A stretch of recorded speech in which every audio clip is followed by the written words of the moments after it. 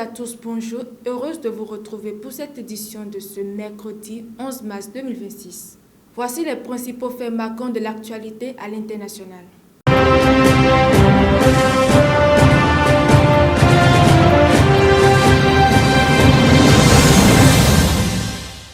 On démarre en Afrique. Depuis les débuts de la guerre opposant les États-Unis et Israël à l'Iran, les gouvernements de l'Alliance des États du Sahel restent officiellement prudents.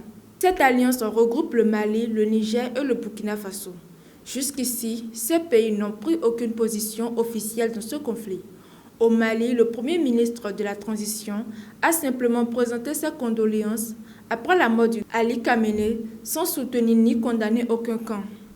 Mais sur les réseaux sociaux, la situation est bien différente. De nombreux cyberactivistes proches des régimes militaires sahéliens affichent ouvertement leur soutien à l'Iran. Ils présentent notamment les drones iraniens comme un symbole de résistance face aux puissances occidentales. Restons sur la scène internationale, mais direction maintenant l'Europe. Au Royaume-Uni, la Royal Navy est au cœur d'une polémique. En cause, la lenteur du déploiement de ses forces au Moyen-Orient. Alors que plusieurs puissances occidentales ont rapidement renforcé leur présence militaire dans la région, Londres tarde à envoyer ses navires dans le Golfe. Le destroyer britannique HMC Dragon, spécialisé dans la défense contre les drones, ne devrait rejoindre la base britannique située à Chypre qu'après près de 2 semaines de préparation. Un délai inhabituel pour une marine qui fut longtemps considérée comme l'une des plus puissantes du monde. Le gouvernement britannique affirme pourtant avoir déjà envoyé plusieurs avions de combat F-35 ainsi que plusieurs caissons militaires pour renforcer la sécurité de ces installations. Mais ces mesures sont jugées insuffisantes par une partie de la presse et de l'opposition politique.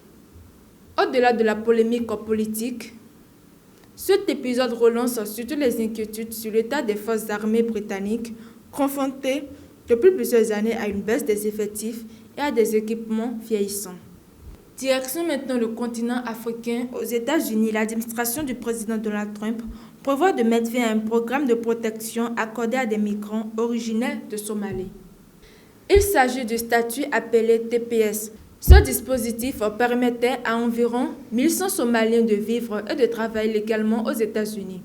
Le département américain de la sécurité intérieure affirme que cette décision est justifiée par l'amélioration de la situation sécuritaire en Somalie.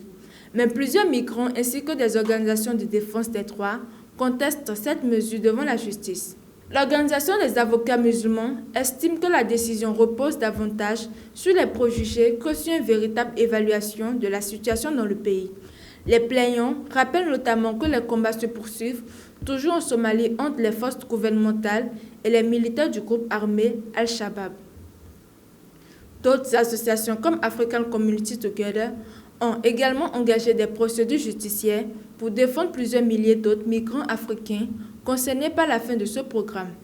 Pour le moment, la décision reste suspendue dans l'attente de la procédure judiciaire qui pourrait durer plusieurs mois, voire plusieurs années.